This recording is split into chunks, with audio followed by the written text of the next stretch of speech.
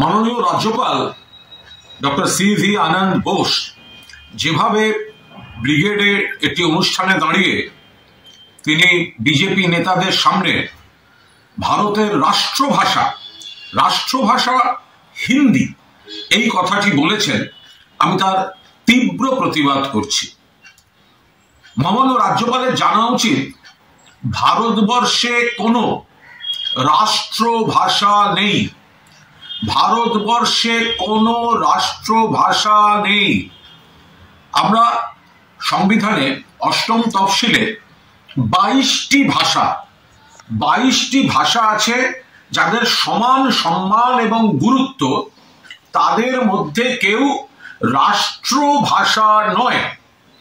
Official language, কাজ চালাবার জন্য সরকার যে ভাষা ব্যবহার করে সেখানে হিন্দি আছে এবং সেটা ধারা অনুচ্ছেদ 343 অনুযায়ী দেবনাগরী বিন্যাসে হিন্দি, কিন্তু সেটা রাষ্ট্রভাষা নয়, সেটা সরকারি কাজ চালাতে ব্যবহার হতে পারে, সে তো ইংরেজিও ব্যবহার হয়, কিন্তু হিন্দি ভারতবর্ষের রাষ্ট্রভাষা এটা কখনো বলা যাবে না।